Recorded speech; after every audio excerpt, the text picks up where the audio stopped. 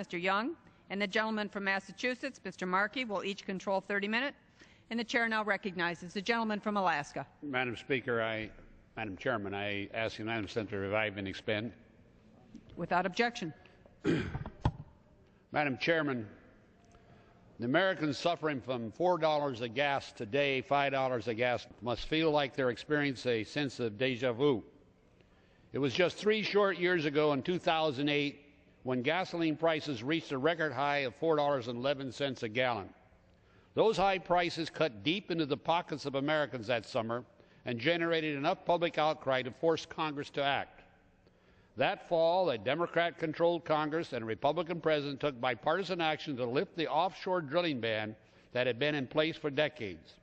This monumental step opened up all of the Atlantic and Pacific coast to new offshore energy production.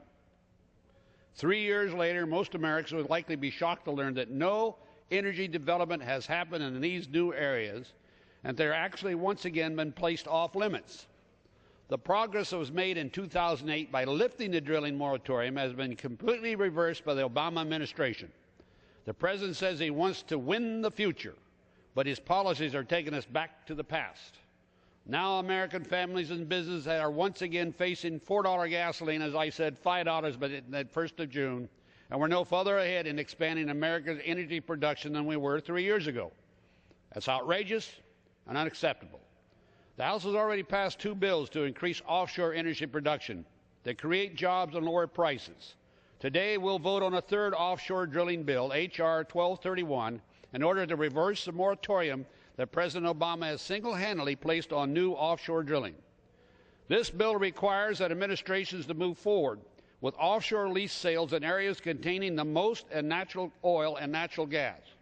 For the year 2012 and 2017, lease plans being written by the Obama administration, this would include areas containing at least 2.5 billion barrels of oil or 7.5 trillion cubic feet of gas. Based on the government's own estimates of our oil and natural resources, this would open up some areas of the north and central coast, the southern California coast, and offshore Alaska. Even in the face of raising gasoline prices, the president wants to drill nowhere new. This bill says let's move forward with leasing and drilling in those areas where we know America has real and significant resources. In contrast to the president's drill nowhere new plan, this is a drill smart plan. This bill requires the Secretary to set specific production goals for the next 5 years.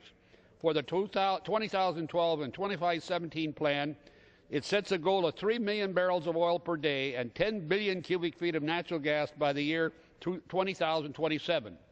By comparison to today's level, this increase of oil equates to tripling current American offshore production and reduce foreign imports by nearly 1/3. This bill will not only significantly increase America's energy production, it would also create good-paying American jobs.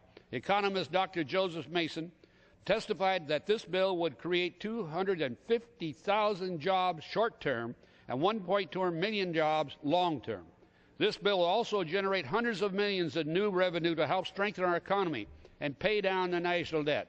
According to the Congressional Budget Office, this bill will generate over $800 million in revenue over the next 10 years.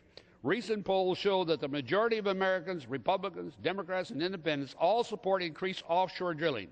They recognize that our national economic security should not be left in the hands of Iran-led OPEC and expanding American energy production that will translate into more jobs and more revenue and lower gasoline prices. Madam Chair.